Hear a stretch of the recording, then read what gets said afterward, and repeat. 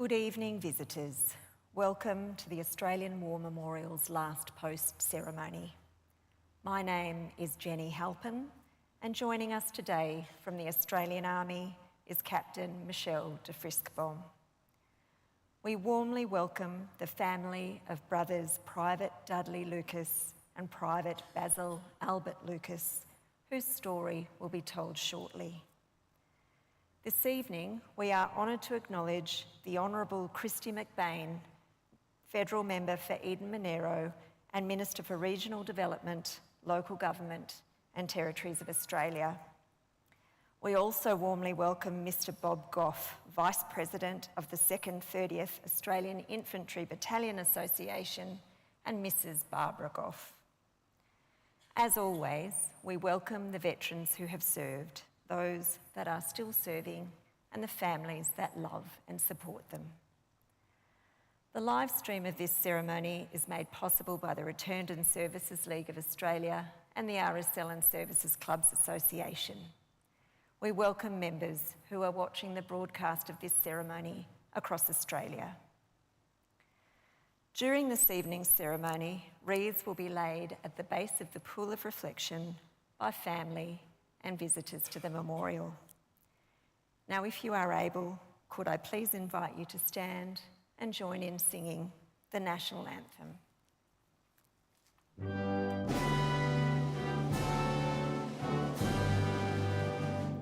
Australians, oh, let us rejoice, for we are one and free. We've golden soil and wealth for toil, our home is got by sea. Our land abounds in nature's gifts of beauty, rich and rare. In history's page let every stage advance Australia fair. In joyful strains then let us sing, advance Australia fair.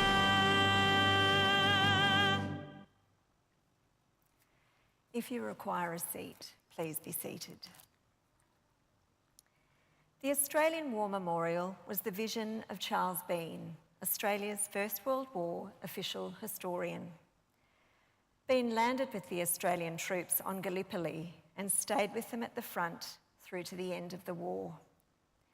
The idea of this national memorial and museum came to him at Pozières, France, in the depths of the bloody fighting of 1916. Bean's idea was that this would be a place where families and friends could mourn loved ones buried in faraway places. It would also be a place that could help all Australians understand what these men and women had endured and what they had done for us. Bean's vision, to which we remain true, is best expressed as inscribed in the entrance to the memorial's galleries. Here is their spirit, in the heart of the land they loved, and here we guard the record which they themselves made. Tonight, we will read the story behind two brothers on the Roll of Honour, which lists the names of more than 103,000 men and women who have given their lives for us in war and on operations for more than a century. But first, we present a lament, Flowers of the Forest. Wreaths or floral tributes will now be laid at the base of the Pool of Reflection.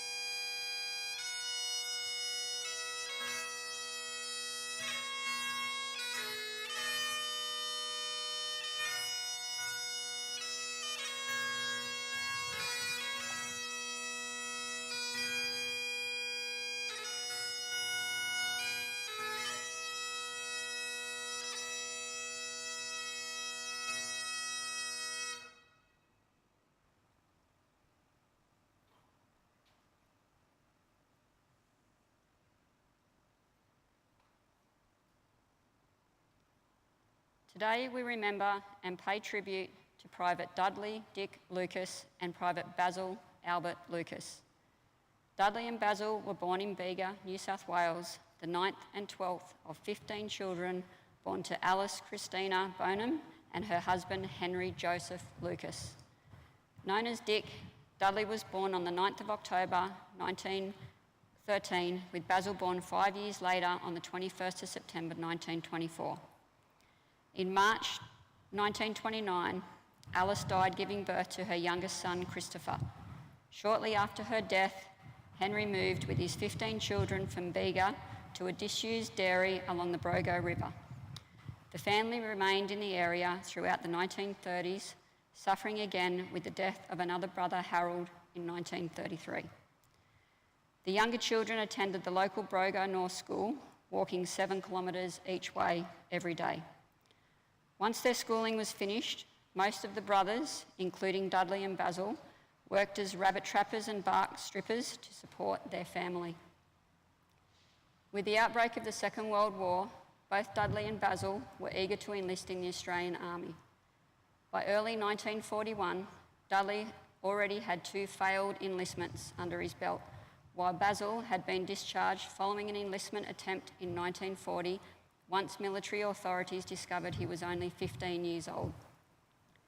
Basil successfully enlisted in the Australian Army on the 4th of April 1941, signing his attestation papers in Sydney alongside his brother Cecil. He once again lied about his age, giving his date of birth as 1920. Their enlistments accepted, Basil and Cecil travelled to Tamworth to join the 5th Training Battalion as privates. While Basil was training in Tamworth, Dudley managed to successfully enlist for service at Cooma on the 30th of May 1941. He joined the General Details Depot at Sydney on the 27th of June, the same day Basil and Cecil departed from Sydney to join the 2nd 3rd Infantry Battalion in the Middle East. While Basil made the trip to the Middle East, Dudley was allotted to the 2nd 30th Infantry Battalion at Bathurst, and after only a few weeks of training, left Australia on the 29th of July 1941. Rather than the Middle East, his battalion was bound for Singapore and the Malay Peninsula.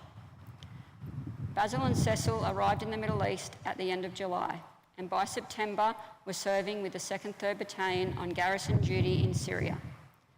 They remained in Syria for the rest of 1941, where Basil celebrated his 17th birthday. Meanwhile, Dudley arrived in Singapore in mid-August 1941 and spent the following months in and out of hospital getting treatment for a variety of illnesses. He was back with the 2nd 30th Battalion by early December. A few days later, Japanese forces landed in Thailand and northern Malaya. Over the next month, the 2nd 30th Battalion was involved in the wider British defence of the peninsula against the steadily advancing Japanese forces. Shortly before 4 p.m. on the 14th of January 1942, Bravo Company of the 2nd 30th Battalion ambushed the Japanese at Gemas Bridge in Malaya. The next day, the rest of the battalion attacked the remaining Japanese forces. It was the first time an Australian ground force had directly clashed with the Japanese army. The battalion acted as a shock absorber, inflicting as many casualties as possible before falling back. The Japanese casualties numbered around 1,000 compared to 78 Australian. Of the Australians, 20 were killed or missing in action. One of the missing was Private Dudley Lucas. The day after the ambush attack that left Dudley missing in action, Basil was detached from the 2nd 3rd Battalion in Syria to the 16th Australian Infantry Brigade Bren Curry School for a fortnight. Upon returning to his battalion in February, he and Cecil ran into trouble with military authorities after they disappeared from camp for an evening. The 2nd 3rd Battalion left the Middle East on the 10th of March 1942. Cecil remained behind in hospital, leaving Basil to sail to Ceylon alone. In Ceylon, the battalion helped to defend the island from a possible Japanese attack. During his stay there, Basil was given duty as the battalion's cook and was briefly hospitalised, suffering from swollen glands around his neck and throat. Basil and the rest of the 2nd 3rd Battalion left Ceylon on the 8th of July and arrived back in Australia in early August. They were only home for a month, embarking from Brisbane in mid-September to join the Australian forces fighting in the Pacific against the Japanese. Basil celebrated his 18th birthday the day before the 2nd 3rd Battalion disembarked at Port Moresby in New Guinea. By mid-October, the battalion were based at Mayola Lake, training and working to prepare a landing area for aircraft. On the 15th of October, Basil was evacuated to the 2nd 4th Field Ambulance at Mayola, suffering from a fever. Although he was discharged to a recovery camp to rest a few days later, his condition failed to improve. He was hospitalised again on the 22nd of November, this time diagnosed with malaria. On the 25th of November, Basil was evacuated to the 2nd 9th Australian General Hospital. He died later that day. While his service record reported that he had died of his illness, family law states that he was killed when his position was strafed by Japanese aircraft fire. Basil was 18 years old. The day after his death, Private Basil Albert Lucas was buried at Bamana War Cemetery in Port Moresby. After the war, a Commonwealth War Graves headstone was erected over his grave, bearing the inscription selected by his grieving family back in Australia. Loving memory of our darling son and brother who answered duty's call. It took until 1946 for the Lucas family to receive confirmation of Dudley's fate. In April 1946, it was determined that Private Dudley Lucas was officially presumed dead. His date of death set as the 15th of January 1942. He was 22 years old. Dudley has no known grave. He is commemorated on the Singapore Memorial in Singapore, alongside the names of over 24,000 Commonwealth Land and Air Forces who fought in Malaya and have no known grave. In total, 9 of the 10 Lucas brothers served in the Second World War, often enlisting multiple times until they were accepted for service. In 2017, a tribute plaque was dedicated in Bega in memory of Henry Lucas and his 9 sons. Both Dudley and Basil's names are also listed on the Roll of Honour on my left, among almost 40,000 Australians who died while serving in the Second World War. Their photographs are displayed today by the Pool of Reflection. These are but 2 of the many stories of service and sacrifice told here at the Australian War Memorial. We now remember Private Dudley Lucas and Private Basil Albert Lucas, who gave their lives for us, for our freedoms, and in the hope of a better world.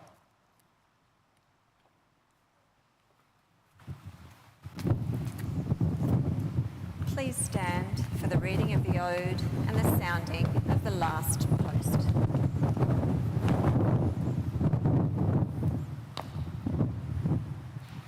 They shall grow not old, as we that are left grow old. Age shall not weary them, nor the years condemn.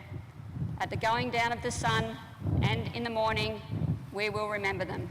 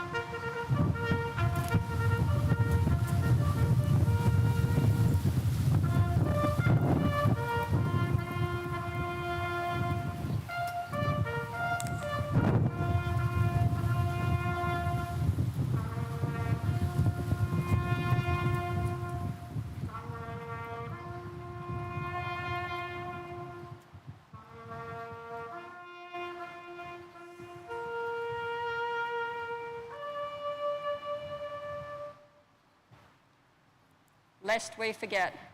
Lest we forget.